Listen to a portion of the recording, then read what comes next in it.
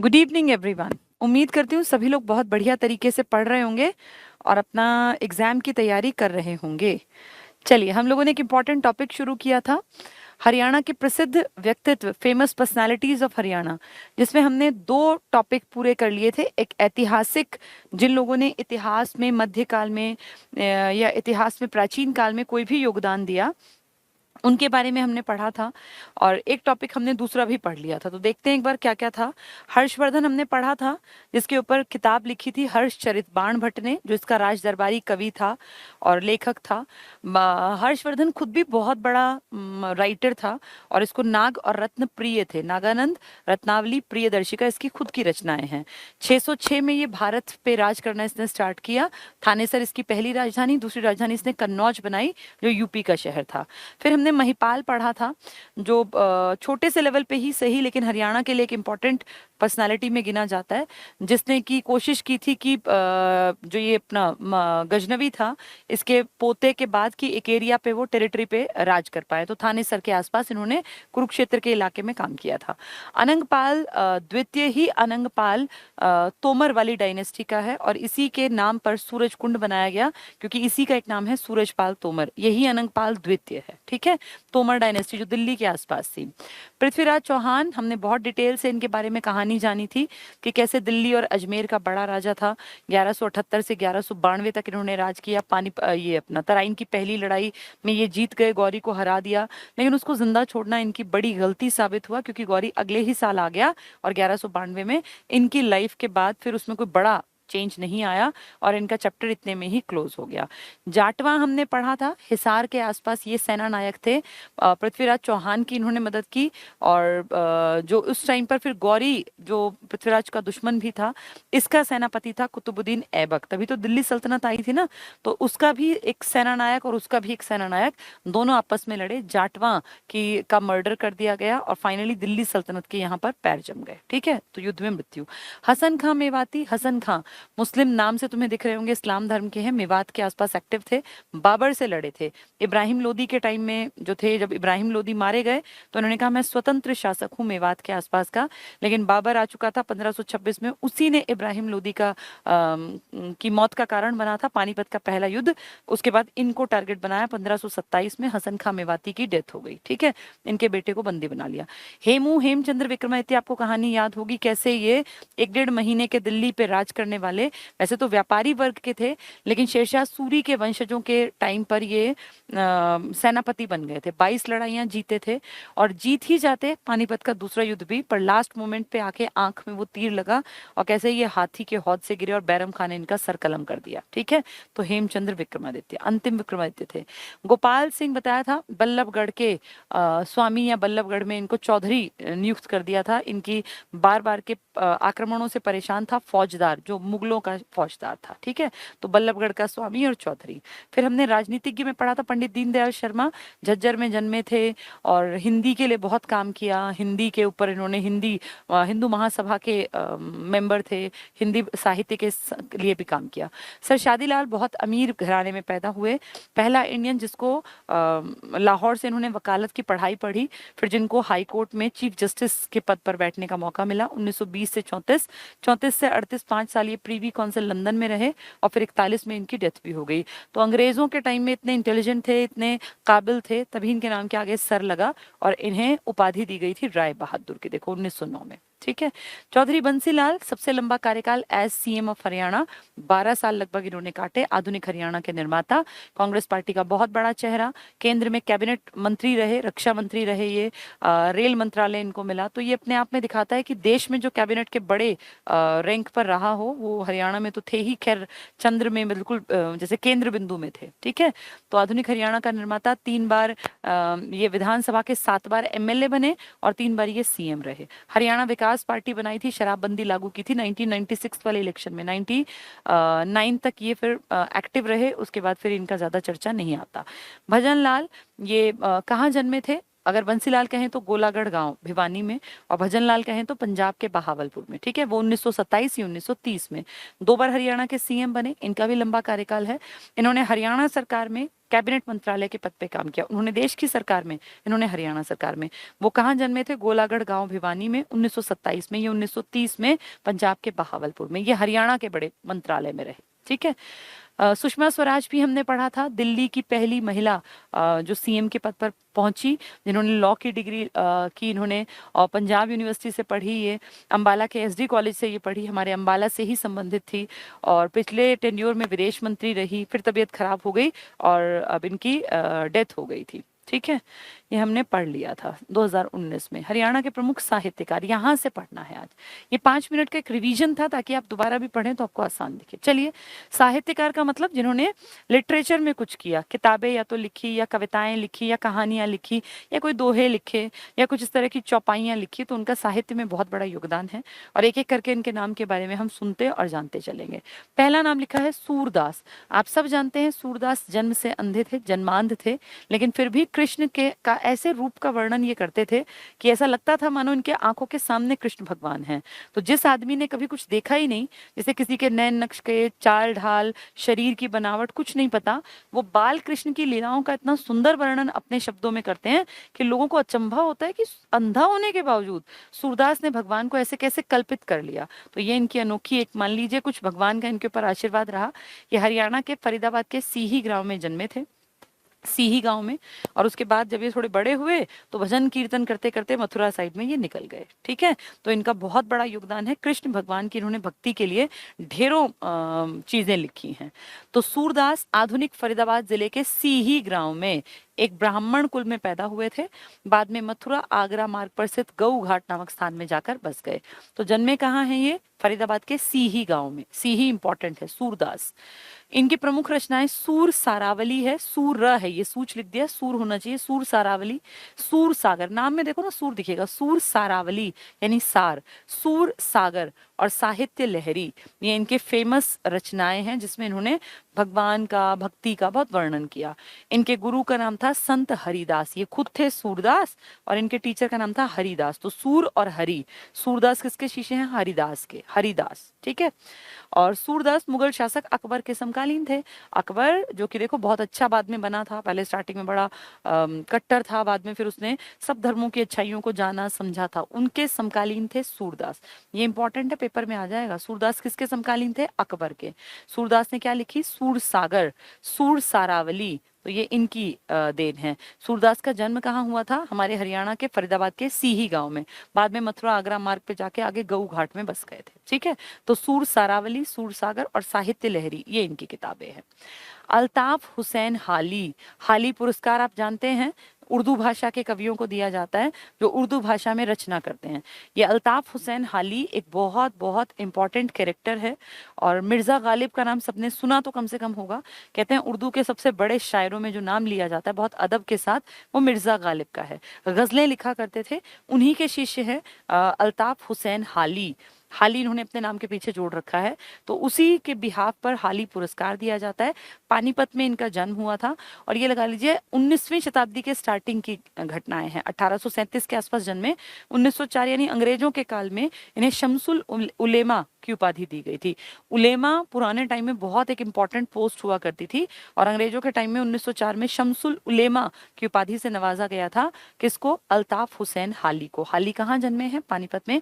किसके शिष्य हैं जिनका बहुत अदब, बहुत रिस्पेक्ट के साथ नाम लिया जाता है? मिर्जा गालिब का, उनके शिष्य रहे हैं। ठीक है, तो अल्ताफ हुसैन हाली का जन्म 1837 में पानीपत में हुआ। ये हयात ए सादी, इनकी किताबें हैं ये, हयात ए सादी, सफरनामा, नज़्म हाली, मकातिब ए हाली, मकालत ए हाली। तो हाली मैंने बताया ना अपने नेम में इन्होंने जोड़ लिया था। यादगार ए गालिब, गालिब के ये शिष्य थे। हयात ए जावेद, जावेद नाम आपने सुना भी होगा, इनके रचनाकार हैं।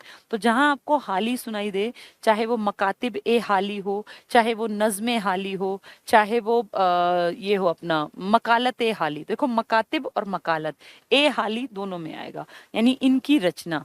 तो मकालत ए हाली लिख दें या मकातिब ए हाली लिख दें या नज़्म ए हाली, नज़्म होता है ना कोई किस्सा कहानी टाइप का, कोई शायरी टाइप की। और सफरनामा या हयात ए सादी, यादगार ए गालिब अपने गुरु के लिए, हयात ए जावेद, ये सब इनकी हैं। किसकी? पानीपत में जन्मे अल्ताफ हुसैन हाली के, 1837 में जन्मे थे। ठीक है, नज्म नाम आ जाए, गालिब के ऊपर आ जाए, या पीछे हाली दिखाई दे, तो उन सब में समझ जाना। 2-3 बार पढ़ोगे ना तब ये याद होंगे। पहली बार में सोचो मुझे आज ही सब कुछ आएगा, नहीं आएगा। लेकिन जब आप पढ़ लोगे सफरनामा, हाँ यार सुना हुआ है सफरनामा, नज्म गालिब हमने सुना हुआ है, तो ये 2-4 बार पढ़ने पड़ते हैं तब याद हो जाते हैं। यादगार ए गालिब या मकातिब ए हाली, मकातिब, फिर ऐसा ही मकालत, मकालत और ये मकातिब एक जैसे लगेंगे। नज्म हाली, यादगार अपने गुरु की तो यादगार ए गालिब, फिर सफरनामा है, हयात ए सादी है, हयात ए जावेद है, एक जैसे लग रहे हैं ये। 2-3 बार पढ़ोगे ना, देखो हयात ए सादी, हयात ए जावेद, मकातिब ए हाली, मकालत ए हाली, यादगार ए गालिब, नज्म ए हाली अपने उस पे, और सफरनामा। तो बस 2-4 बार पढ़ लेना, फिर ये याद हो जाएंगे। हाली कहाँ के हैं? पानीपत के। ठीक है, 1904 में ब्रिटिश सरकार ने इन्हें शम्सुल उलेमा, ये पूछ सकते हैं शम्सुल उलेमा की उपाधि से किसको नवाजा गया अंग्रेजी राज में? तो हमारे अल्ताफ हुसैन हाली जी को। पानीपत में जन्मे 1837 में। ये बार बार पढ़नी पड़ेंगी इनकी, सफरनामा है, नज़्मे हाली है, और यादगार गालिब है। मकालत शब्द आ जाए या मकातिब शब्द आ जाए तो ये यादगार गालिब आ जाए, या फिर सफरनामा आ जाए, तो सब इन्हीं की है। ठीक है, या हयात आ जाए, हयात सादी, हयात जावे, तो सब इनकी हैं। 2-4 बार पढ़ के याद हो जाती हैं। बाल मुकुंद गुप्त बहुत बड़े राइटर थे। बाल मुकुंद गुप्त, बहुत बड़ा योगदान है। नाम बच्चे का है बाल का, तो इनका जन्मदिन भी 14 नवंबर का है। इसमें गलती से 24 नवंबर लिख दिया, टाइपिस्ट थोड़ी बहुत मिस्टेक कर देते हैं, कितनी कोशिश कर लो कि ना हो मिस्टेक, फिर भी टाइपिस्ट, और इतना सारा टाइप करने में छोटी मोटी ह्यूमन मिस्टेक हो सकती है, इसके लिए हम भी ये नहीं सोचेंगे कि नहीं ऐसे कैसे किया, कोई बात नहीं। 14 नवंबर, बाल, बाल मतलब बच्चा, तो बच्चे से इनका नाम है ना। इनका डेट ऑफ बर्थ भी है 14 नवंबर 1865, 1865। इनकी डेट ऑफ बर्थ ठीक कर लेना, 14 नवंबर 65। बाल मुकुंद गुप्त का जन्म रेवाड़ी में हुआ। ये इन्होंने कई गलतियां की हैं, हरियाणा के झज्जर जिले लिख दिया, नहीं रेवाड़ी में है। रेवाड़ी जिले के गुड़ियानी गांव में हुआ था। गुड़िया से खेलता है ना बच्चा, तो बाल, बाल, गुड़ियानी, 14 नवंबर 1865 रेवाड़ी में।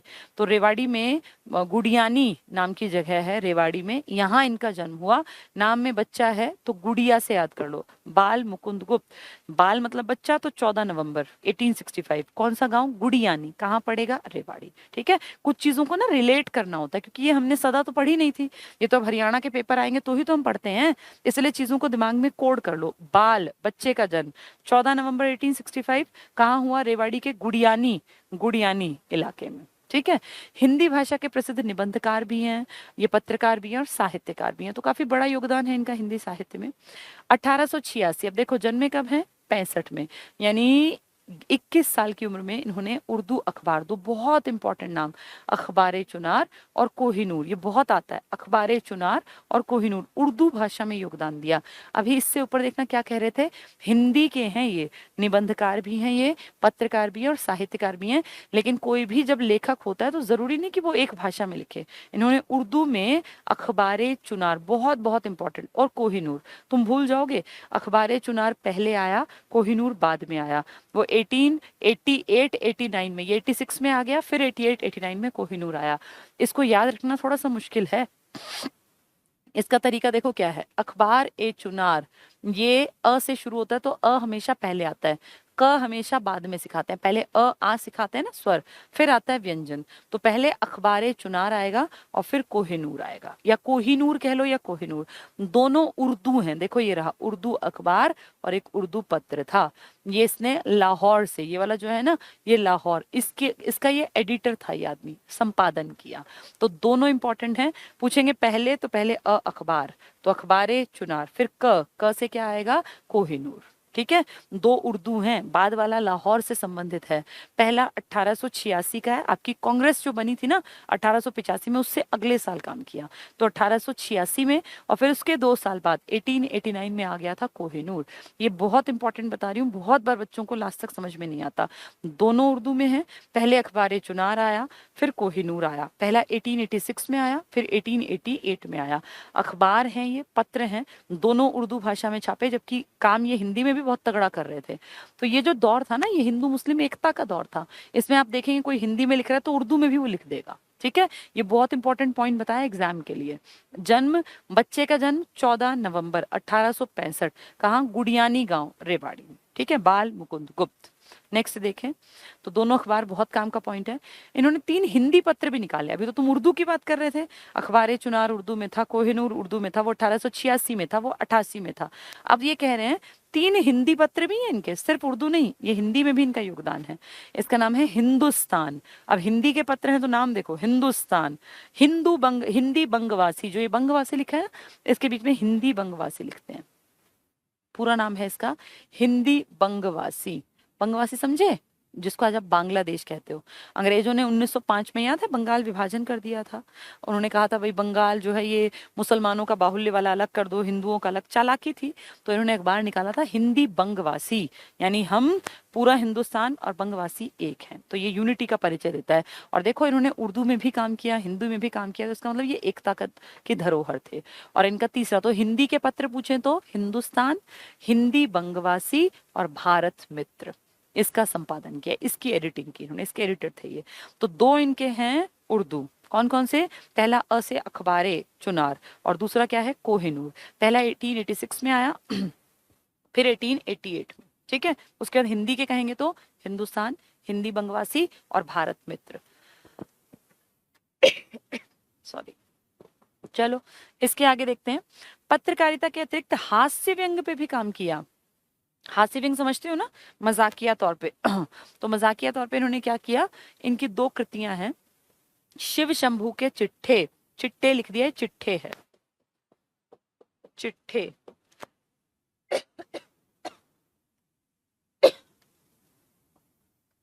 माइक में ना थोड़ा तो जैसे गला पकड़ रहा है माइक, ऐसा फील हो रहा है।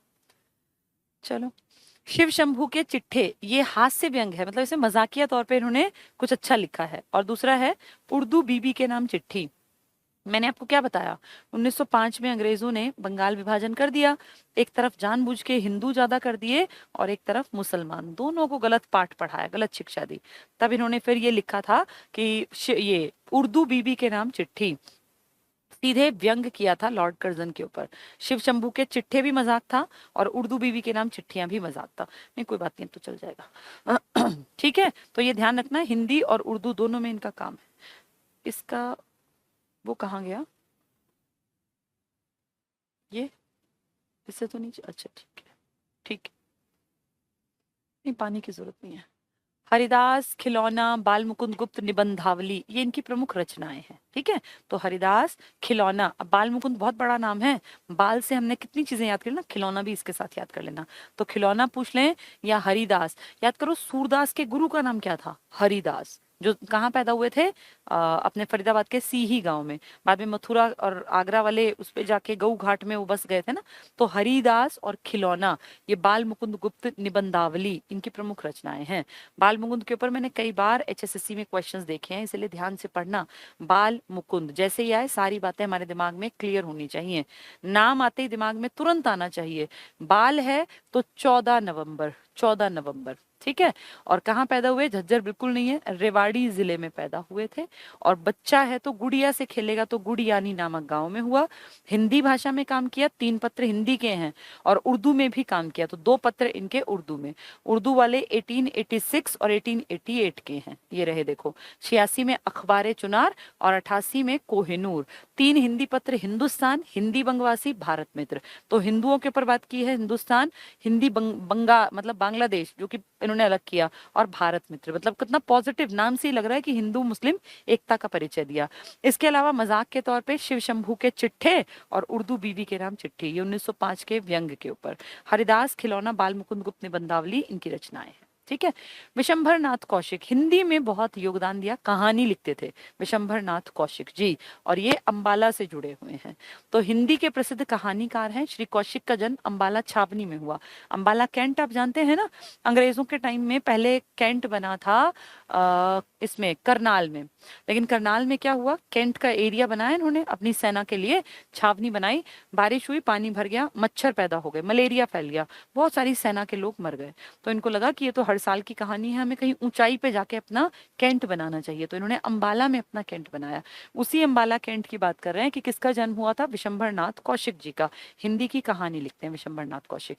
उपन्यास और कहानी लेखन के अलावा चांद, ये इंपॉर्टेंट है, चांद मासिक पत्रिका, एक पत्रिका निकलती थी हर महीने, चांद मासिक पत्रिका, इसमें ये लिखते थे दुबे जी की चिट्ठियां।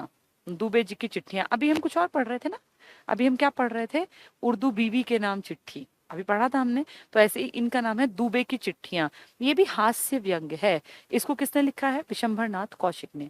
दुबे जी की चिट्ठियां, दो एक जैसे लगेंगे तुम्हें पेपर में, लेकिन दोनों का आंसर अलग होगा। देखो, ये देखो जरा, इसमें क्या था, इसमें था शिव शंभू के चिट्टे, चिट्ठे है ये ठ, और उर्दू बीवी के नाम चिट्ठी। ठीक है, ये उर्दू बीवी, तो ये मजाक कर रहे हैं, उस करजन का मजाक उड़ा रहे हैं। शिव शंभू और उर्दू बीवी दोनों किसके नाम आएंगे, ये आएगा आपके जिन्होंने बहुत बहुत बड़ा योगदान दिया, बाल मुकुंद गुप्त ने। और कौशिक जी जो बहुत बड़े कहानीकार हैं, इन्होंने लिखी है दुबे की चिट्ठियां, दुबी जी की चिट्ठियां, चांद मासिक पत्रिका में लिखा करते थे। ठीक है, तुलसीदास शर्मा दिनेश, बहुत बड़ा नाम, भक्त भारती है इनकी रचना, सत्याग्रही प्रहलाद इनकी रचना है। तो कई बड़ी बड़ी रचनाएं पेपरों में आती हैं। तुलसीदास शर्मा दिनेश, दिनेश उपनाम रखा। तुलसीदास शर्मा दिनेश हरियाणा के भिवानी जिले के निवासी थे। तो जिले पूछ लेते हैं, भिवानी जिले के।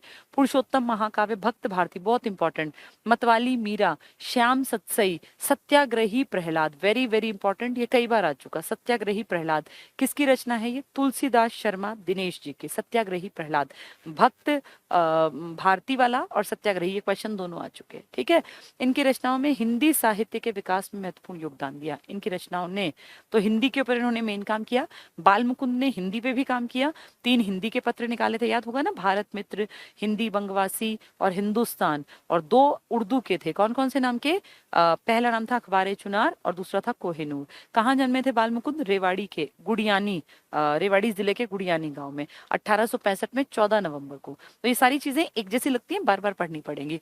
कौशिक जी हिंदी के लिए थे, अभी जो इससे पहले पढ़े थे, कौशिक जी जो अंबाला छावनी में जन्मे थे, वो हिंदी के लिए काम कर रहे थे। और अब हम पढ़ रहे हैं तुलसीदास शर्मा दिनेश।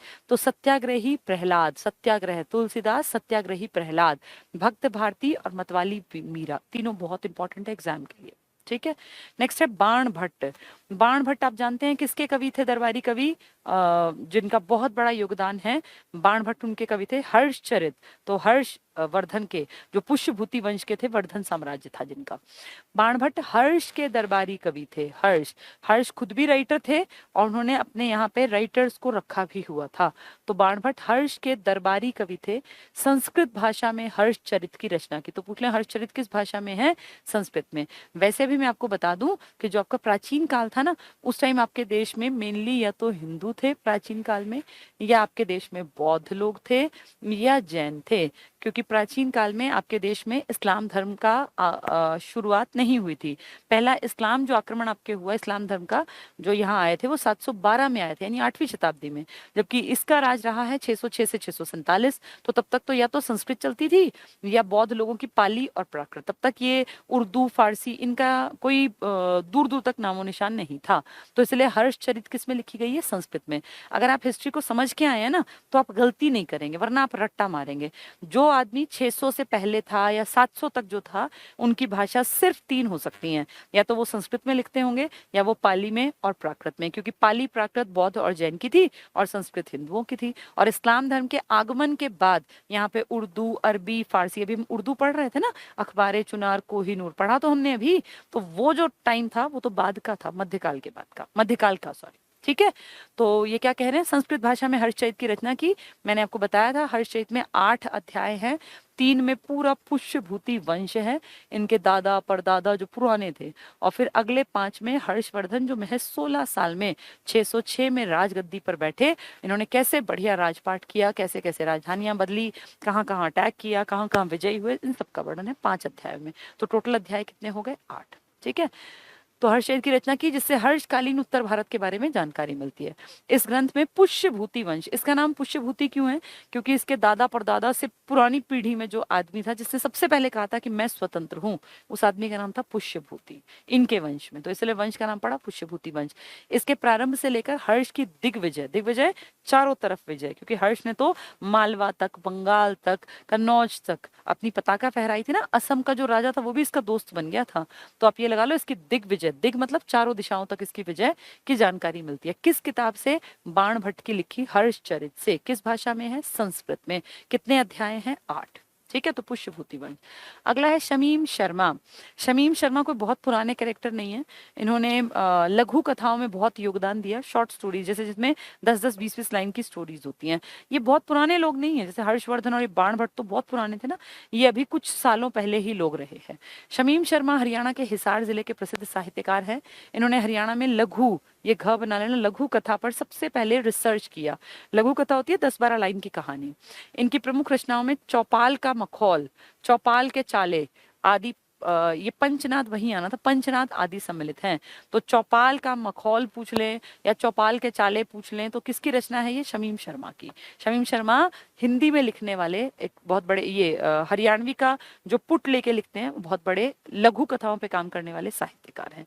सुनीता जैन भी करंट से ही जुड़ी, मतलब बहुत पुरानी नहीं है कि सदियों पुरानी है, तो इनका कोई बहुत बड़ा ऐसा नहीं है कि आप कहें कि इतिहास में, ठीक है, ये आज़ादी के हेर फेर की घटनाओं से जुड़ा हुआ है। इनका जन्म 1941, तो आप सोचो उस टाइम पे तो बच्ची थी जब देश आजाद हुआ। हरियाणा के अंबाला जिले में हुआ। उपन्यासकार हैं, लघु कहानी लेखक हैं, हिंदी और इंग्लिश में कवियत्री भी हैं। यानी ये हमारे यहाँ पर हिंदी में, इंग्लिश में भी लिखती थी, शॉर्ट स्टोरीज भी। शमीम शर्मा भी शॉर्ट स्टोरीज में थे ना, ये भी शॉर्ट स्टोरीज में। शैक्षणिक और साहित्यिक योगदान के लिए भारत सरकार ने पद्मश्री दिया। तो ये बड़ी बात है कि हरियाणा से एक महिला, जिनका नाम क्या है? सुनीता जैन, इनको पद्मश्री से नवाजा गया। और 2015 में के बिड़ला जो संगठन है, इसने व्यास सम्मान से सम्मानित किया। आप जानते हैं बहुत बड़ा सम्मान है, के बिड़ला फाउंडेशन कई बड़े प्राइज देती है, तो व्यास मिला है सुनीता जैन को। लघु कथाओं पे इन्होंने बहुत सारा काम किया है, तो अपने आप में एक नाम है।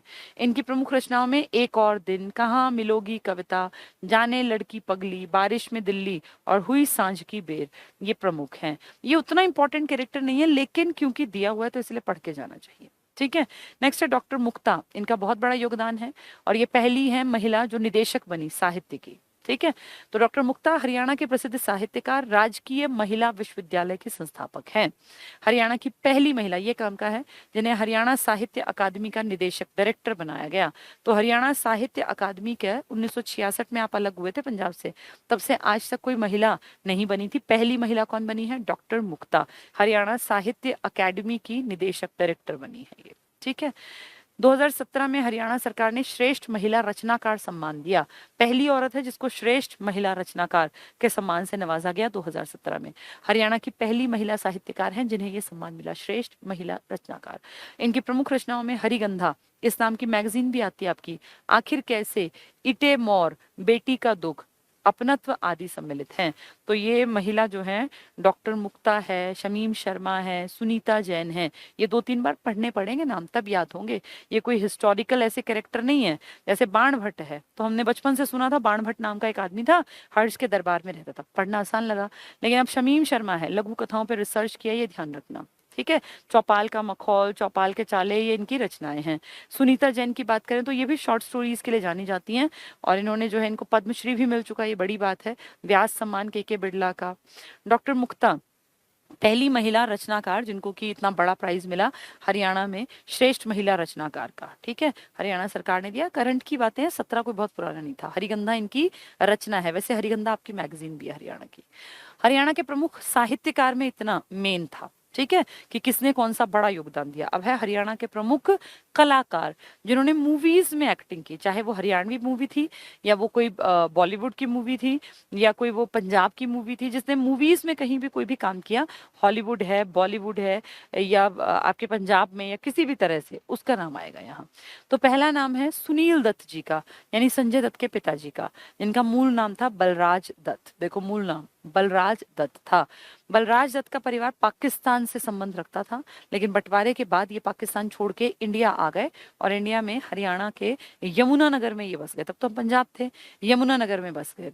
आज़ादी के बाद बहुत भगदड़ में और उन सब में जब सब कुछ छूटा तो इनका एरिया, इनका गांव भी इनसे छूट गया और ये यमुनानगर में बस के धीरे धीरे धीरे धीरे ग्रोथ करते चले गए। और एक ऐसा दौर आया जब बॉलीवुड में सबसे ज्यादा फेमस चर्चित नामों में अगर बात करें तो सुनील दत्त का नाम हुआ करता था। नरगिस दत्त का नाम आपने सुना होगा, इन्हीं की वाइफ थी, संजय दत्त के पिताजी हैं ये। और इनकी राजनीति में भी अच्छी मजबूत पकड़ थी, इसलिए कैबिनेट स्तर के मंत्री बने थे ये 2004-5 के आसपास। तो ये बहुत बड़ी अचीवमेंट है कि कोई हीरो कैबिनेट मंत्री बन जाए। अब तो ट्रेंड चल पड़ा, हीरो भी उठ उठ के अपना एमपी बनने लग गए, लेकिन हीरो कैबिनेट मंत्री बने तो इसका मतलब उसके अंदर कोई लायकियत है। ठीक है, तो सुनील दत्त का जन्म 1929 को अविभाजित पाकिस्तान में हुआ था, जन्मे थे पाकिस्तान में। विभाजन के बाद इनका परिवार हरियाणा के यमुनानगर में आकर बस गया। तो हमारे जो सुनील दत्त जी हैं, संजय दत्त के जो ये लगा लीजिए कि पुश्तैनी जो लोग थे, वो कहाँ आके बस गए, हमारे हरियाणा के यमुनानगर में। ये भारतीय फिल्मों के विख्यात अभिनेता रहे, निर्माता रहे, निर्देशक रहे, यानी प्रोड्यूसर रहे, ये डायरेक्टर रहे और हीरो तो थे ही बहुत बड़े। ठीक है, सुनील दत्त। इन्होंने कुछ पंजाबी फिल्मों में भी अभिनय किया और इनकी जो पर्सनालिटी है वो पूरी पंजाबी तो लगती थी, अच्छी खासी लंबी हाइट और चौड़ा सा फेस, मतलब अच्छे दिखते थे ना। तो पंजाबी फिल्मों में भी इन्होंने एज हीरो काम किया। इनकी प्रमुख फिल्मों में मदर इंडिया, बहुत फेमस मूवी, और इंडिया की बेस्ट उस टाइम की मूवीज में कहें तो इसका नाम जाता है मदर इंडिया का।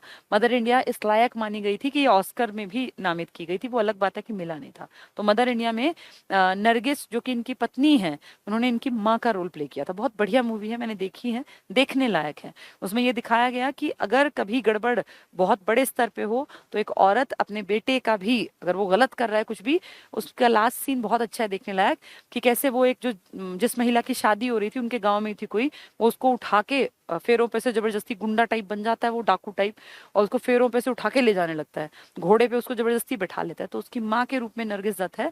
नरगिस दत्त कहती है तू गलत कर रहा है, इसको छोड़ दे। नहीं मानता, तो उसकी माँ जो है बंदूक उठा लेती है और कहती है कि छोड़ दे इसको। तो कहता नहीं छोड़ूंगा, कहता मुझे पता है कि तू मेरी माँ, तो तू मुझे मार नहीं सकती। तो कहती है लास्ट पर बोल रही हूँ छोड़ दे, नहीं छोड़ता तो वो गोली मार देती है। अपने खुद के बेटे को, गांव की एक लड़की की इज्जत बचाने के लिए बहुत बड़ा डिसीजन लिया, तो इसका नाम पड़ा मदर इंडिया। बहुत अच्छी मूवी है ये, हमारे इंडिया से सबसे बेस्ट मूवीज में इसका नाम आता था स्टार्टिंग में, तो उसमें ये हीरो थे। वक्त मूवी है, मुझे जीने दो, ये इनकी मूवीज हैं। इन्होंने फिल्मों के अतिरिक्त राजनीति में भी महत्वपूर्ण भूमिका निभाई। ये 2004-5 में युवा मामलों के कैबिनेट मंत्री रहे। तो कैबिनेट मंत्री बनना कोई हंसी खेल थोड़ी है, कैबिनेट मतलब आप में कुछ है तभी आप, देखिए मंत्री तो फिर भी बना दिए जाते हैं, उप मंत्री बना दें या स्वतंत्र प्रभार दे दें या राज्य मंत्री बना दें, लेकिन कैबिनेट मंत्री मतलब आपके अंदर कुछ है। तो ये कहाँ से संबंधित है, हमारे यमुनानगर से। 1984 में कांग्रेस से उत्तर पश्चिम मुंबई से चुनाव जीतकर सांसद बने। तो सोचो ये 1984 में ही सांसद बन गए थे एमपी, और चुनाव में वो नहीं कि बस मनोनीत थे। 1968 में इन्हें पद्मश्री यानी इंडिया के चौथे बड़े सम्मान से सम्मानित किया गया और 2005 में इनका निधन हो गया। तो यमुनानगर से संबंधित हैं। मदर इंडिया मूवी बहुत बढ़िया, जिसमें ये कलाकार थे, और ये 2004-5 में कैबिनेट मंत्री रहे युवा मामलों के, और ये पश्चिम मुंबई से एमपी जीत कर बनने वाले थे। 2005 में इनकी डेथ हो गई। ठीक है, पंडित जसराज। पंडित जसराज बहुत बड़ा नाम, 4 साल में जिनके पिताजी चल बसे थे, कहते हैं पिता को ही गुरु मान लिया था 4 साल के बच्चे ने। बहुत ही बढ़िया क्लासिकल संगीत से जुड़ी हुई हस्ती हैं। पीली मंदोरी नाम की जगह इनका जन्म हुआ था। आज वो पड़ता है फतेहाबाद में, लेकिन जब जन्मे थे तो हिसार में कहा करते थे, क्योंकि तब फतेहाबाद नहीं था। फतेहाबाद 1997 में जिला बना, उससे पहले वो पूरी पट्टी जो है ना, फतेहाबाद और हिसार जो ऊपर नीचे हैं, वो सारे एक हुआ करते थे हिसार के नाम से। तो उस टाइम पे कहते थे कि हिसार में जन्मे हैं, लेकिन अगर वो पूछे पीली मंदोरी गाँव कहाँ पड़ेगा, तो आप कहेंगे ये पड़ेगा हमारे आज फतेहाबाद में। ठीक है, 4 साल के थे पिताजी गुजर गए। पिताजी का बहुत बड़ा नाम था, जो हैदराबाद के निजाम थे ना, उन्होंने उनको अपने यहाँ बुलाया था कि हमारे यहाँ आप राजकीय गायक लग जाइए, लेकिन पिताजी जो है वो जल्दी ही एक्सपायर हो गए छोटे से बच्चे को छोड़ के। इनके बड़े भाई भी गायकी में थे। इन्हीं की फैमिली है, बॉलीवुड में कई बड़ी बड़ी हस्तियां जो है ना, वो इन्हीं के भतीजे और इन्हीं के भांजे हैं। ठीक है, तो पंडित जसराज का जन्म 1930 यानी आजादी से पहले हरियाणा के हिसार जिले में हुआ था। अगर आप पूछेंगे तो आप कहेंगे पीली मंदोरी गांव में हुआ था, और ये हिसार में नहीं पड़ता। आज पीली मंदोरी गांव कहाँ पड़ेगा, पीली मंदोरी। लेकिन पेपर में जितनी बार क्वेश्चन आया ना, उन्होंने हिसार वाले को ही आंसर माना है, तो ये पड़ेगा आपके फतेहाबाद में। अब मान लो पेपर को थोड़ा टफ बनाने के लिए कहते हैं पीली मंदोरी गांव जहां पंडित जसराज जी जन्मे थे किस जिले में पड़ेगा, तो अब आप हिसार नहीं कहेंगे, उस क्वेश्चन का आप आंसर देंगे फतेहाबाद में, पीली मंदोरी गांव। ठीक है। 1930 में ये भारत के प्रसिद्ध शास्त्रीय संगीत गायक हैं। शास्त्रीय संगीत, क्लासिकल म्यूजिक, इनका संबंध मेवात घराने से है। मेवात घराने, मेवात के नहीं है ये, म्यूजिक के ना कुछ घराने हैं, जैसे इंदौर घराना, ग्वालियर घराना, मेवात घराना, तो इनमें कुछ जैसे एक घराने, तीन चार ही घराने हैं, तो ऐसा नहीं कि हर राज्य के घराने हैं, तीन चार घराने हैं। वो गाने के स्टाइल से डिसाइड करते हैं कि भैया आप मेवात घराने का की तरह से गा रहे हैं, या आप इंदौर घराने के हैं, या आप ग्वालियर घराने के हैं। तो ये किसके हैं? मेवात घराने हैं। कहाँ के? हिसार के, लेकिन है मेवात घराने के।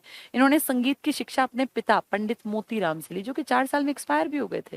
लेकिन कहते हैं ना कि कुछ असर होता है, तो जीन्स तो अपने पिताजी के थे। इनके पिताजी इतने बड़ी हस्ती थे कि उनको निजाम ने अपने यहाँ कि भाई हम तुम्हें शाही रखेंगे, जैसे पुराने टाइम में अकबर बीरबल को रखते थे ना अपने यहाँ कि भाई हमारा खास आदमी नवरत्नों में, ऐसे बुलाया गया था इनके पिताजी को। गायन के अतिरिक्त पंडित जसराज तबला वादन में भी पारंगत हैं, तो गाते तो हैं ही क्लासिकल, तबला बजाते हैं। पंडित जसराज को अनेक पुरस्कारों से सम्मानित किया जा चुका है, जैसे भारत सरकार, गवर्नमेंट ऑफ इंडिया ने संगीत नाटक अकादमी पुरस्कार, कितना बड़ा पुरस्कार है, संगीत नाटक अकादमी। पद्म भूषण यानी इंडिया का 3rd बड़ा प्राइज, पद्म विभूषण इंडिया का 2nd बड़ा प्राइज, और हरियाणा सरकार ने संगीत मार्तंड पुरस्कार दिया। तो इनको भारत सरकार ने बड़े प्राइज दिए, इनको हरियाणा सरकार ने बड़ा प्राइज दिया। भारत सरकार ने क्यों? क्योंकि इनको इंटरनेशनल लेवल पे जाना जाता है। हम लकी माने कि हमारे यहाँ जन्मे हैं, अदरवाइज ये इंटरनेशनल लेवल के कलाकार हैं। इन पुरस्कारों के अतिरिक्त इन्हें संगीत कला रत्न, लता मंगेशकर पुरस्कार, महाराष्ट्र गौरव पुरस्कार, मारवाड़ संगीत रत्न पुरस्कार, यानी ढेरों पुरस्कारों से किसको नवाजा गया? जो सितार भी बजाते थे, जो शास्त्रीय संगीत में भी पारंगत है, जिनका नाम क्या था? पंडित जसराज। 1930 में कहाँ जन्मे? पीली मंदोरी गांव में। कहाँ था वो उस टाइम पर? आज फतेहाबाद में, तब हिसार में था। ठीक है, तो ये इंपॉर्टेंट कैरेक्टर था, बहुत बार आ चुका है। इनको स्वर सम्राट की उपाधि दी गई। स्वर सम्राट, ये पूछ लेंगे स्वर सम्राट कौन है? पंडित जसराज, हिसार के। सतीश कौशिक, मूवीज में आपने देखा होगा बहुत बार, गोविंदा की मूवीज में एक छोटी सी हाइट का बहुत मोटा सा आदमी आता था, काफी मोटा सा, वो सतीश कौशिक थे। सतीश कौशिक हरियाणा को बिलोंग करते हैं, और सतीश कौशिक ने निर्माता के रूप में भी काम किया, निर्देशक के रूप में भी काम किया, और छोटे मोटे हंसी मजाक के रोल भी इन्होंने निभाए हैं। ठीक है, तो सतीश कौशिक हिंदी फिल्मों में एक प्रसिद्ध अभिनेता है। इनका जन्म 1956, आजादी के 9 साल बाद, हरियाणा के महेंद्रगढ़ जिले में हुआ। कौशिक जी कहाँ जन्मे? महेंद्रगढ़। अपने करियर की शुरुआत सहायक निर्देशक, असिस्टेंट डायरेक्टर के रूप में शेखर कपूर, बहुत बड़ा नाम शेखर कपूर का, इनकी फिल्म आई थी 1983 में, मासूम। बहुत पहले बच्चे गाना गाते थे, लकड़ी की काठी काठी पे घोड़ा, वो इसी मूवी का गाना है। तो लकड़ी की काठी वाला जो बहुत फेमस बच्चों के बीच में गाना था, वो 1983 की आई मूवी मासूम का था, जिसमें नसीरुद्दीन शाह ने एक्टिंग की थी। तो इस मूवी का असिस्टेंट डायरेक्टर थे हमारे हरियाणा के महेंद्रगढ़ में जन्मे सतीश कौशिक जी। तो बिल्कुल नए थे। अब वो जैसे हंसने वाले रोल्स में कभी कभी दिखते हैं, अब कम दिखते हैं, पहले ज्यादा दिखते थे। अब मुझे वो मूवी याद नहीं आई, शायद पीछे एक मूवी आई थी, हमारी छोरियां क्या छोरों से कम, इस टाइप की, शायद उसमें सतीश कौशिक ही थे, जितना मुझे याद आ रहा है। मैंने देखी नहीं इसलिए एग्जैक्टली नहीं बताऊंगी, आज मैं देख लूंगी एक बार कि वही थे कि नहीं थे, पर मुझे ऐसा लग रहा है कि मैंने उस कैरेक्टर में शायद उनका एड देखा था भाई। नहीं, दंगल नहीं, वो मूवी ये थी, हमारी छोरियां क्या छोरों से कम है, वो डायलॉग नहीं, मूवी का नाम था। चलो मैं कल देख के एक बार उसको दोबारा देखूं, क्योंकि मूवी नहीं देखी मैंने, ट्रेलर से मुझे याद आ रहा है बस। इस फिल्म में इन्होंने नायक के रूप में भी काम किया था। ठीक है, इसके बाद 1978 में एनएसडी से इन्होंने ग्रेजुएशन की। एनएसडी जानते हो? National school of drama, Delhi में है। बड़ा मुश्किल होता है वहां पे एंट्री होना, और जो वहां से एक बार 3 साल का डिग्री कर गया नेशनल स्कूल ऑफ ड्रामा की, तो आप ये मान लो मंझा हुआ कलाकार हो गया। आपने नसीरुद्दीन शाह का नाम सुना होगा, ओमपुरी का नाम सुना होगा, ये हैं मंझे हुए कलाकार। देखो, अच्छा हीरो तो कोई भी हो सकता है, आप कह देंगे शाहरुख खान अच्छा है, सलमान खान, लेकिन ये असली में एक्टिंग नहीं करते। असली एक्टिंग होती है जब बहुत सीरियस रोल को इस तरह से निभाया जाए और आप फील करें कि शायद मेरे सामने ये सब हो रहा है। अब जैसे रोमांटिक हीरो के रूप में आप शाहरुख खान को देख सकते हैं, लेकिन शाहरुख खान या सलमान खान या गोविंदा या आजकल के जितने आप ये हीरो, मुझे तो अब नयों के नाम भी नहीं पता, ये जितने लोग हैं ना, ये एग्जैक्टली एक्टर नहीं है, ये हीरो हैं, बस ये हीरो के रूप में अच्छे लगते हैं।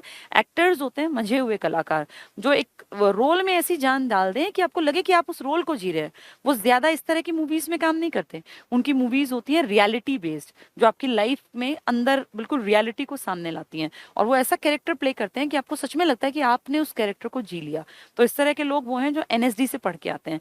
एक्टिंग करना तो बहुत आसान है, लेकिन ऐसी एक्टिंग करना कि सामने वाले को लगे कि वो आपकी लाइफ को जी रहा है। उनमें कोई बहुत बढ़िया हीरोइन नहीं होती, कोई ऐसे बहुत बढ़िया गाने नहीं होते, ना कोई ऐसी बहुत अच्छी लोकेशंस होती हैं। वो नॉर्मल 2 कमरों की एक घर में पूरी मूवी शूट कर देते हैं। तो ऐसी मूवीज जो होती है ना, ये जो इसमें एक्टिंग करते हैं वो होते हैं असली एक्टर्स, कि वो एक्टिंग करते हैं। चलिए, तो हमारे ये जिनका हम पढ़ रहे हैं, सतीश कौशिक जी, इन्होंने एनएसडी से ग्रेजुएशन की थी 1978 में। हंगामा और ढोल जैसी फिल्मों के निर्माता थे ये, ठीक है। ओम पुरी, ये थे वो मंझे हुए कलाकार। ओम पुरी की शक्लो सूरत तो बहुत खराब लगती थी देखने में, क्योंकि चेहरे पे बहुत सारे वो चेचक के दाग थे, लेकिन ओम पुरी की एक्टिंग क्या क्लासिक एक्टिंग है, देखने लायक एक्टिंग है। जिस मूवी में इन्होंने रोल प्ले किया उसमें जान फूंक दी।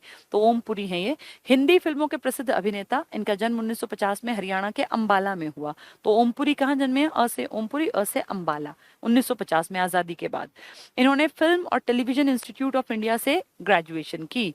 इन्होंने भारतीय फिल्मों के साथ साथ यूके यानी लंदन, ब्रिटेन वाला हिस्सा, और अमेरिका में भी अनेक फिल्मों का निर्माण किया। तो देखो, अच्छा एक्टर है तभी ना, अच्छा एक्टर है तभी तो वहां तक की मूवीज में इनको नंबर मिला। इसके बाद भारत के चौथे सबसे बड़े नागरिक सम्मान पद्मश्री से सम्मानित किया गया। इन्होंने घासीराम कोतवाल, सदगति, अर्ध सत्य, मिर्च मसाला, धारावी ऐसी फिल्मों का निर्माण किया। 2017 को मुंबई में इनकी डेथ हो गई। तो बहुत बड़े एक्टर थे ओमपुरी भी। ओमपुरी कहाँ जन्मे हैं? अंबाला में। इससे पीछे हमने क्या पढ़ा? सतीश कौशिक। सतीश कौशिक पढ़ रहे थे ना, जो देखो मैंने बताया कई हंसने वाली मूवीज में थे, डायरेक्टर थे, जिन्होंने अपने करियर की शुरुआत की 1983 की मासूम मूवी से। फिर कई सारी मूवीज में इनका नाम आया, एनएसडी से पढ़े हुए। इससे पहले हमने पढ़ा पंडित जसराज जी को। इनके पिताजी भी कभी उस टाइम पे हैदराबाद के निजाम ने उनको बुलाया था, लेकिन वो एक्सपायर हो गए जब ये 4 साल के थे। फिर भी कहते हैं कि बेस उन्हीं ने बना दिया था एक बच्चे के हाथ में, जैसे एक 2.5-3 साल में तो ये तबला वबला इनके हाथ में दे दिया था। तो पंडित जसराज, जो कि हमारे हरियाणा के स्वर सम्राट, पूरे इनफैक्ट भारत के स्वर सम्राट कहलाते हैं, ठीक है। ये देखो, अब सुनते जाओगे ना याद हो जाएंगे। सुनील दत्त यमुनानगर से जुड़े हुए हैं, कैबिनेट मंत्री बने, और मदर इंडिया जैसी बड़ी मूवीज में इन्होंने बहुत बड़ा योगदान दिया, ठीक है। ओमपुरी हो गया। यशपाल शर्मा, आज भी लोग जिनकी एक्टिंग के दीवाने हैं। गंगा जल मूवी आपने देखी होगी, अजय देवगन के साथ जो खास एक रोल प्ले किया है वो यशपाल शर्मा है। यशपाल शर्मा ने ढेरों बड़े से बड़े, धुरंधर से धुरंधर जिसको आप हीरो मानते हैं बॉलीवुड का, असली वाले नहीं, बॉलीवुड के हीरोज, उन सबके साथ बहुत बढ़िया एक्टिंग की है। और अब चंद्रावल मूवी बन रही है, सीक्वल बन रहा है, जो पुरानी थी ना 1984 वाली, उसी का सीक्वल बन रहा है। तो उस मूवी में इनका बहुत बड़ा योगदान है, यशपाल शर्मा जी का। ये जितने बड़े हीरोज है ना, चाहे शाहरुख खान है, सलमान खान है, अजय देवगन है, इन सबके साथ इनकी क्लोज जानकारी है। तो आप खुद देखो, हरियाणा के एक छोटे से एरिया को बिलोंग करने वाला आदमी बॉलीवुड की बड़ी हस्तियों के बीच में बैठ के खाना खाता है, उनके साथ एक्टिंग करता है, उसका बड़ा नाम है। तो ये हमारे लिए प्राउड की बात है। यशपाल शर्मा प्रसिद्ध भारतीय अभिनेता हैं। जन्म हिसार में हुआ। हिसार में स्वर सम्राट भी जन्मे और यशपाल शर्मा जी भी जन्मे। 1994 में इन्होंने एनएसडी से स्नातक की उपाधि। अभी हम क्या पढ़ रहे थे, हमने अभी पीछे और भी पढ़ा था ना, उन्होंने भी स्नातक किया था। एनएसडी बहुत बड़ा नेशनल स्कूल ऑफ ड्रामा है, जहां एडमिशन नहीं मिलता हम लोगों को।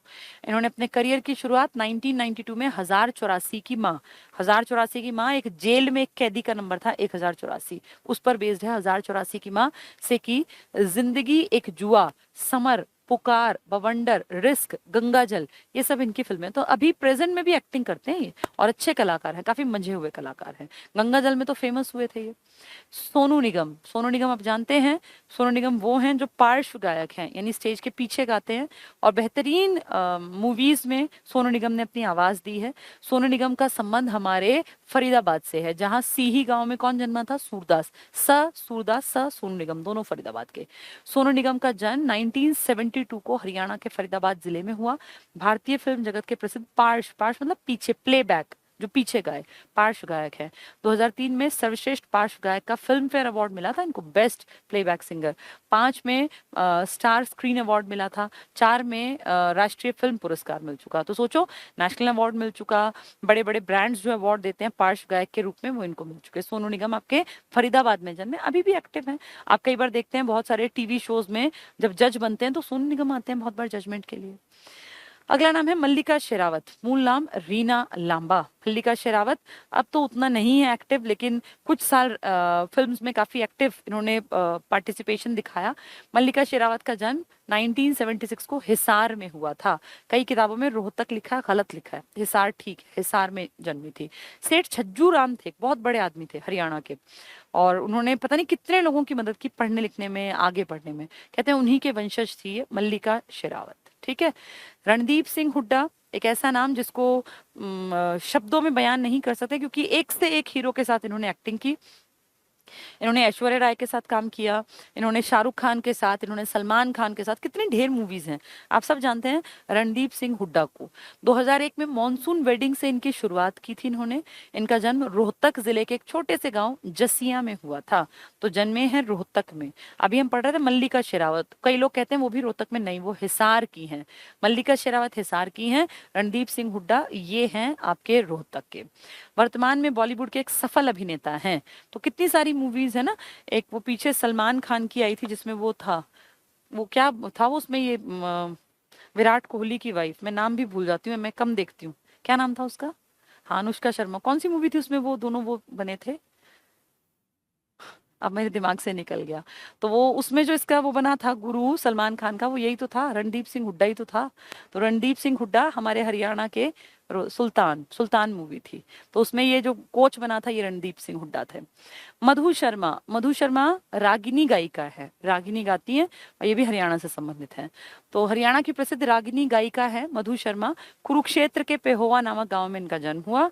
इनकी प्रसिद्ध रागनियों में पैरों में पहरी पायल, अखियों में घालिया काजल और रंग फेंकिए ना, जैसे अब बहुत सारे हैं, उनमें से एक मधु शर्मा थोड़ी सी फेमस है, इसलिए ध्यान से पढ़ लेना।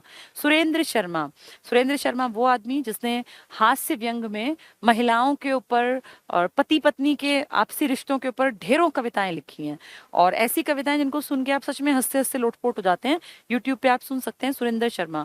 मारवाड़ी स्टाइल में हमेशा अपनी कविताओं की शुरुआत करते हैं, और बिल्कुल ऐसा लगता है कि हर चीज को इन्होंने, क्योंकि खुद भी एक नॉर्मल से परिवार से हैं, तो हर चीज को बहुत करीब से इन्होंने फेस किया या देखा या समझा, और इसलिए शायद इतना बेहतर तरीके से ये पति पत्नी के रिश्तों को, आपसी नोक झोंक को या एक अंडरस्टैंडिंग को शब्दों में उकेर पाते हैं। तो मारवाड़ी स्टाइल है इनका।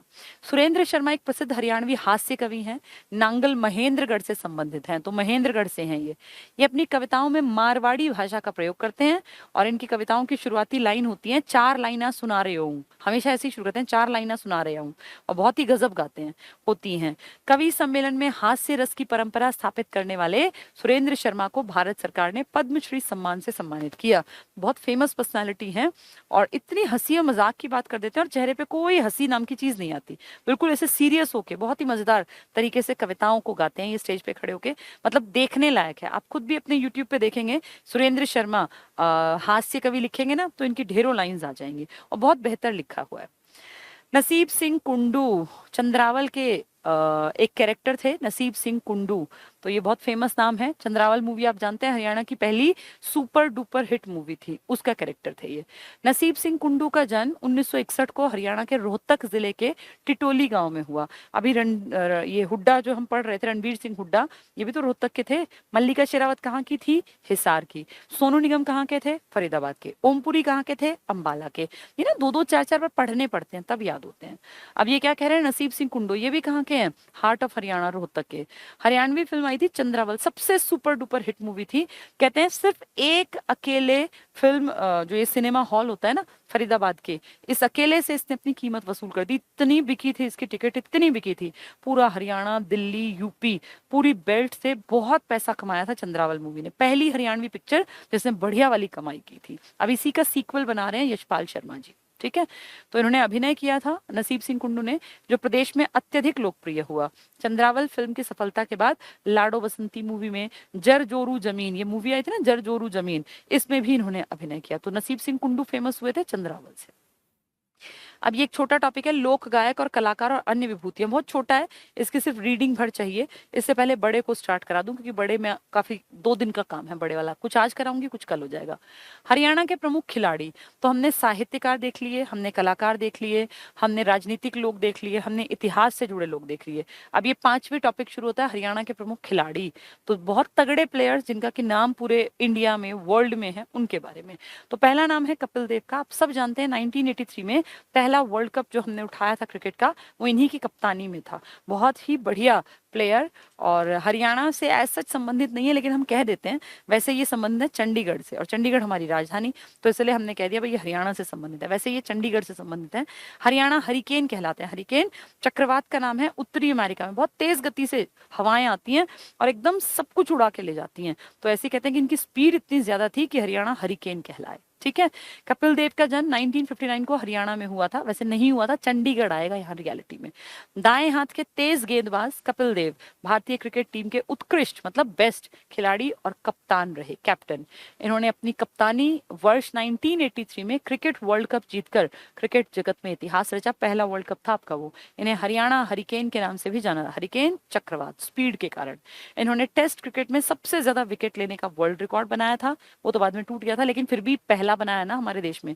1994 में क्रिकेट से संन्यास ले लिया, तो जन्मे हैं 1959 में, यानी बहुत ज्यादा साल नहीं टिके रहे। 1994 में इन्होंने संन्यास ले लिया। खेलने की उम्र तो होती है, 40 के बाद शरीर में वो फुर्ती थोड़ी रहती है, फिर तो संन्यास लेना ही पड़ता है। मंसूर अली खां पटौदी, अच्छा टाइम हो गया, ठीक है। मंसूर अली खां पटौदी, पटौदी रियासत आपने सुनी होगी ना, अभी भी हम पढ़ते हैं पटौदी। किसकी रियासत थी ये पहले रियासत हुआ करती थी गुड़गांव के आसपास के एरिया की। ठीक है, अभी भी पटौदी नाम की जगह है। तो पटौदी में रियासत जो थी उस टाइम पे नवाब मंसूर अली खान, ये इस रियासत के 9वें नवाब थे। 1941 में जन्मे थे, 41 मतलब आजादी से पहले। उस टाइम तो रियासतों के राजा हुआ करते थे, और जब ये जन्मे थे तो ये लगा लो इनके बाद इनके घर में जैसे बहुत बढ़िया प्लेयर थे, विदेशों में भी खेल खेल के आते थे, तो इंडियन क्रिकेट टीम के कप्तान भी रहे। इन्हीं का बेटा है सैफ अली खान। तो सैफ अली खान पटौदी लिख देता है बहुत बार, कारण पटौदी रियासत का अगला नवाब है वो। और उनका जो बेटा है, जो करीना कपूर और इनका बेटा है, उसके नाम के आगे भी कई बार पटौदी लिख देते हैं ना, इन्हीं के तो खानदान में है वो, ये उसके पिताजी हैं। मतलब ये लगा लो उस बच्चे के दादाजी हैं, तैमूर के दादाजी का नाम है, और ये टाइगर के नाम से जाने जाते थे। नवाब मंसूर अली खान, ये इनका पूरा नाम है। तो मुस्लिम है इसलिए नवाब मंसूर अली खान। पटौदी का जन्म 1941 में हुआ। गुड़गांव के समीप पटौदी रियासत के 9वें नवाब थे, नवाब पटौदी कहते हैं, और टाइगर के नाम से भी। क्रिकेट में बहुत बढ़िया नाम था इनका। ये एक प्रसिद्ध क्रिकेट खिलाड़ी थे। 61 में इन्हें भारतीय क्रिकेट टीम का कप्तान बनाया गया, तो इंडियन क्रिकेट टीम के कैप्टन भी रहे हैं। इससे दिखता है कि इनका कुछ भाई, तभी तो शर्मिला टैगोर ने शादी की होगी, वरना क्यों वो इनसे शादी करती। विजेंदर सिंह बहुत बढ़िया मुक्केबाज, और विजेंदर सिंह तो बहुत बड़ा नाम, बीबीसी भिवानी बॉक्सिंग क्लब से निकला एक ऐसा चेहरा जो आज बहुत ऊंचाइयों पर पहुंच चुका। ये विजेंदर सिंह मुक्केबाज हैं। बीजिंग ओलंपिक 2008, चीन का शहर बीजिंग में इन्होंने कांस्य जीता। 2008 करना, इसको 6 लिख दिया टाइपिस्ट ने, ये 8 है। 2006 के कॉमनवेल्थ गेम्स में खेलों में रजत पदक जीता, और एशियाई गेम्स में इन्होंने कांस्य जीता। मुक्केबाजी चैंपियनशिप में भी कांस्य पदक जीता। 2009 में राजीव गांधी खेल रत्न। तो मुक्केबाज हैं, और सरकारी नौकरी पे थे, बाद में नौकरी छोड़ दी थी इन्होंने। छोड़ के दी थी, वो डिस्प्यूट हो गया था ना, हाई कोर्ट में केस चला गया था, इनको छुट्टी नहीं मिली थी, ये वैसे खेलने लग गए थे, विदेश में जाना था, तो वो बवाल मच गया था। तो उसमें बहुत सारी बातें फिर निकल के आई थी कि भाई 6 साल कम से कम खेला करो, कम से कम खेल के दम पे तुम नौकरी लेते हो तो खेला तो करो, इस तरह की चीजें फिर कई मतलब नेगेटिव से अनुभव रहे थे विजेंद्र सिंह के सरकार के साथ। सुशील कुमार, आप सब जानते हैं 2 बार ओलंपिक में लगातार कोई जीत के आया है आपके देश में तो सिर्फ सुशील कुमार है। 2012 वाले भी और 2008 वाले भी। 16 में ये जा ही नहीं पाए, इनका जाने का पॉसिबिलिटी हट गई थी ना। सुशील कुमार का जन्म नजफगढ़, जो कि पड़ेगा दिल्ली में, के बापरोला में हुआ था 1983 को। कुश्ती पहलवान हैं। 2008 में बीजिंग ओलंपिक में इन्होंने कांस्य जीता। सतपाल पहलवान के शिष्य हैं, सब जानते हैं। 2010 के कॉमनवेल्थ गेम्स में गोल्ड, और 2012 में लंदन में इन्होंने रजत पदक जीता। 2 लगातार 2008 और 12 के ओलंपिक हो गए। देखो 12 में लंदन ओलंपिक थे, और 8 में थे बीजिंग ओलंपिक। कहाँ गया, ये रहा बीजिंग। तो 2 ओलंपिक में लगातार जीतने वाला कौन है? हमारा इकलौता सुशील कुमार। किसके शिष्य रहे हैं ये? पहलवान सतपाल। ठीक है। साइना नेहवाल लास्ट जल्दी से पढ़ लेते हैं। साइना नेहवाल हमारे हिसार के जाट परिवार में जन्मी लड़की है। कुछ ही साल यहाँ रहे, फिर ये शिफ्ट कर गए हैदराबाद में, वहीं इनकी पूरी ट्रेनिंग हुई, कोचिंग हुई। और साइना नेहवाल का बैडमिंटन में बहुत बड़ा नाम है। साइना नेहवाल जो है ये मान लीजिए कि वहाँ ये अपना जो है इंटरनेशनल गेम्स में हर जगह इनका नाम ऊंचाइयों तक पहुंचा। प्रसिद्ध भारतीय बैडमिंटन खिलाड़ी साइना नेहवाल का जन्म 1990 में हिसार के एक जाट परिवार में हुआ। मल्लिका शेरावत कहाँ जन्मी थी? वो भी हिसार में। रणदीप सिंह हुड्डा रोहतक में। ठीक है। लंदन ओलंपिक 2012 में इतिहास रचते हुए बैडमिंटन की महिला एकल में कांस्य जीता। तो ये कितनी बड़ी बात है। लंदन में ही अभी हम सुशील कुमार पढ़ रहे थे, अब हम पढ़ रहे हैं साइना नेहवाल। इसने बैडमिंटन में कांस्य जीता था, ब्रॉन्ज, लेकिन बैडमिंटन वहां जीतना बड़ी बात होती है, ओलंपिक बेस्ट लोग आते हैं। 2009 में इंडोनेशिया ओपन जीता। दिल्ली के कॉमनवेल्थ गेम्स 2010 में इन्होंने गोल्ड जीता। विश्व जूनियर बैडमिंटन चैंपियनशिप जीतने वाली पहली भारतीय महिला खिलाड़ी हैं। तो अब देखो, जहां बैडमिंटन का नाम आएगा, हरियाणा के हिसार की किसका नाम आएगा? साइना नेहवाल का। ओलंपिक में इन्होंने अच्छा प्रदर्शन किया, कॉमनवेल्थ में अच्छा किया, एशियन में अच्छा किया, इंटरनेशनल में, जूनियर बैडमिंटन, हर जगह इनका नाम है। इन्हें पद्मश्री दिया गया और राजीव गांधी खेल रत्न पुरस्कार से सम्मानित किया गया। तो इंडिया में सबसे बड़ा खिलाड़ियों को जो मिल सकता है वो है राजीव गांधी खेल रत्न पुरस्कार। ये किस दिन दिया जाता है? 29 अगस्त को। क्यों? क्योंकि उस दिन आपके देश में खेल दिवस मनाते हैं। किसकी याद में? मेजर ध्यानचंद की याद में, जो हॉकी के जादूगर थे। उनका बर्थडे था ना 29 अगस्त का, इसीलिए। ठीक है। तो आज हम लोगों ने खिलाड़ियों के कुछ कैरेक्टर्स पढ़ लिए, जिनमें साइना नेहवाल पढ़ा, जिन्होंने ढेर प्रतियोगिताएं जीती। इसके अलावा हमने सुशील कुमार पढ़ा, लगातार 2 ओलंपिक में जीत कर आने वाले सतपाल पहलवान के शिष्य।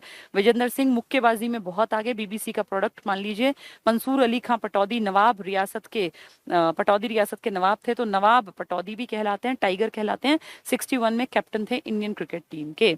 इसके अलावा हमने कपिल देव को पढ़ा, जो कि वैसे तो चंडीगढ़ में जन्मे हैं, लेकिन ठीक है, हम कहते हैं हरियाणा से संबंधित है, हरियाणा हरिकेन। ठीक है।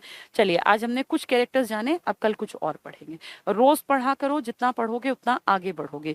ये सब चीजें क्या होता है, सुन के जल्दी समझ में आती हैं, लेकिन अगर ये है कि पेपर बहुत जल्दी आ रहा है तो एक बार सेल्फ स्टडी भी कर लेनी चाहिए। कैरेक्टर ही तो है, पढ़ोगे समझ में आ जाएंगे। ठीक है। आज के लिए इतना ही। Thank you.